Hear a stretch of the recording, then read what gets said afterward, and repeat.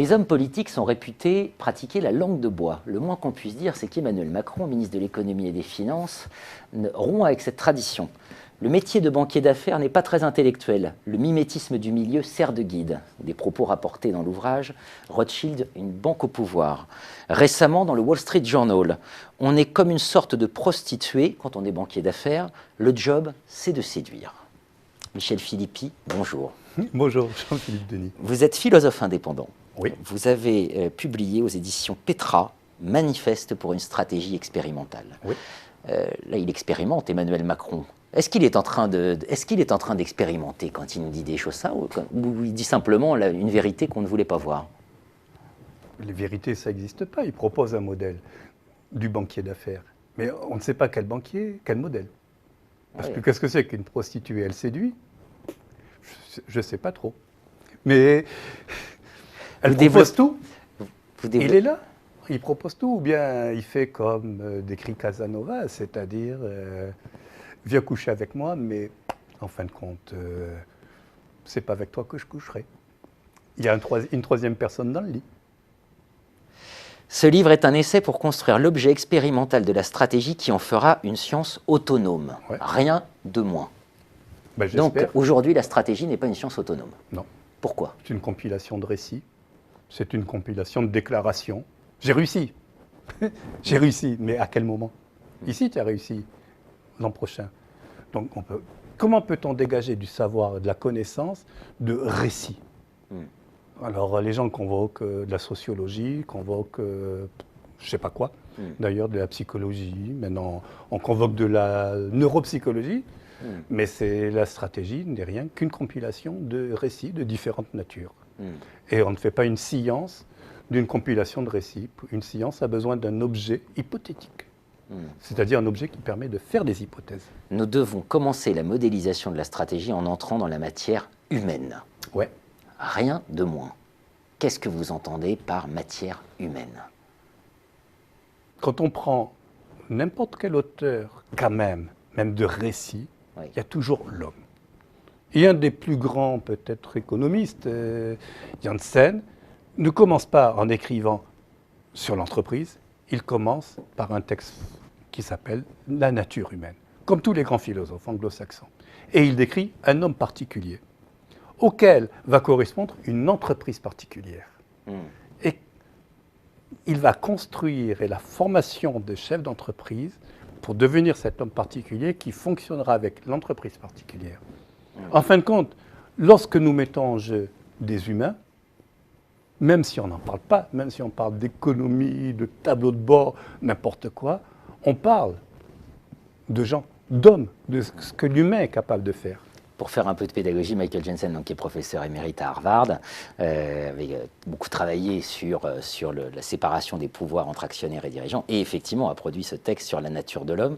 Et il a c'est extraordinaire. Voilà, c'est la figure même de la maximisation de la valeur pour l'actionnaire. Il l'a théorisé, il l'a argumenté, et en 2010, contre toute attente, dans un article, il a dit « Mais au fond, c'est pas une stratégie, maximiser la valeur pour l'actionnaire. Faire de la stratégie, c'est produire quelque chose de plus grand que soi-même. » C'est ça votre conception d'une stratégie expérimentale? Un humain vise quelque chose de plus grand que lui-même? L'humain, si on regarde tous les humains, et si on regarde au-delà des humains, tout le vivant, la seule chose qui intéresse le vivant, c'est de durer, de dépasser le moment où il va mourir et d'aller le plus loin possible. Sortir de sa condition. Sortir de sa condition. Si on ne sortait pas de notre condition, on serait encore recroquevillé dans un coin de l'espace, du monde, on ne bougerait pas. Et l'humain, le vivant, est en mouvement. Vous tuez le mouvement, vous tuez l'humain, c'est rien. On ne survit pas. Et ce que propose Janssen à travers l'entreprise, c'est de dépasser la condition actuelle pour aller au-delà. L'entreprise doit viser autre chose, plus que ce que l'entrepreneur dit, plus que le produit dit, plus que les actionnaires veulent, doivent exister au-delà de la mort. Il y a des tas d'entreprises qui sont mortes et qui ont fondé la vision. J'ai fait de la vente à domicile. Quand on fait de la vente à domicile, on parle d'une entreprise qui est vivante, mais derrière, qu'est-ce qu'il y a? Il y a Singer. Et Singer est mort. Ou les Baïbanman. les gars en costume noir qui tapent aux portes et qui vont vous vendre quelque chose que vous ne lirez jamais, mais qui va vous mener vers Dieu. C'est la construction. Enfin, il y a l'idée de conquête derrière tout ça. Il faut conquérir. Donc, qu'est-ce qui pousse à la conquête? Qu'est-ce qui fait qu'on a envie de basculer dans une stratégie expérimentale telle que vous la concevez? Qu'est-ce qui va nous amener à ça? Ce qui va nous amener à ça, on va dire le désir de gagner, le désir de conquête, mais toujours le même, le désir de survivre.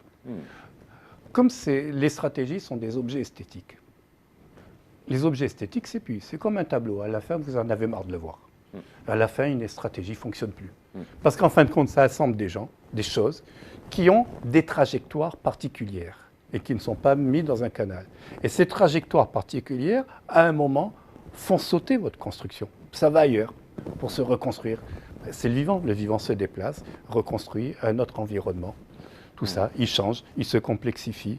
Le simple fait de réussir une stratégie complexifie l'environnement, donc ce que vous avez construit ne fonctionne plus. Il faut reconstruire, et ça s'étend. Alors, la conquête, non, c'est un espace, qu'on va dire, un domaine d'action et un domaine d'existence. Plus vous vous complexifiez, plus grand est votre domaine d'existence. Vous avez besoin de ressources. Plus vous explorez le monde. Il faut avoir peut-être envie d'explorer le monde pour pouvoir mener des stratégies. Expérimenter, c'est avoir au fond envie d'exister. C'est ça. C'est d'abord ça. C'est d'abord ça, avoir envie d'exister et découvrir ce que l'on ne connaît pas. Avec un risque majeur si l'on n'entreprend pas cet acte d'existence pour des responsables, par exemple, je pense, c'est de laisser le vide et de laisser la porte ouverte à d'autres scènes esthétiques. C'est laisser le vide, c'est laisser faire en sorte que votre entreprise s'étiole, se détruise, elle est vide, elle est morte. Elle semble fonctionner. Les gens achètent. Mais quoi? C'est parfois ce dont on a l'impression un peu au niveau politique aujourd'hui. J'ai l'impression aussi, parce que c'est idiot à dire. Les extrêmes jouent là-dessus. Ils vous disent qu'il y a un autre monde. Bien sûr. Tous les extrêmes, que ce soit le Front de gauche, que ce soit le Front national, et de l'autre côté, les terroristes. Daesh, qu'est-ce qu'il vous dit?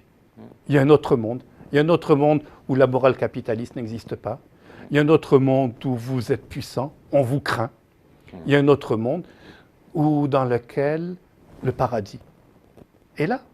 Et ça va être comme Julien Laposta. On va refaire ce qui a déjà été fait, on va l'amener pour que surgisse un autre monde, et alors il y aura une paix éternelle. Face au paradoxe de la stratégie que vous avez très bien résumé, et notamment toute stratégie contient en germe sa propre destruction. Nécessairement. Voilà. Autrement, elle ne fonctionne pas. Voilà. Édouard Luttwak dit le domaine tout entier de la stratégie est régi par les paradoxes. Donc pour y échapper, ou essayer en tout cas de faire avec, manifeste pour une stratégie expérimentale. Je peux rajouter une chose? Bien sûr. Tant que les stratèges, ou plus exactement les professeurs de stratégie, refuseront d'expérimenter, de construire de manière autonome, d'être dans un domaine autonome, ce n'est pas la peine.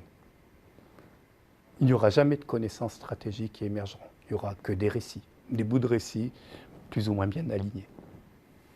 Gary Hamel le confirmerait sans doute. Voilà. Michel Philippi, merci de votre venue. Merci Jean-Philippe Denis.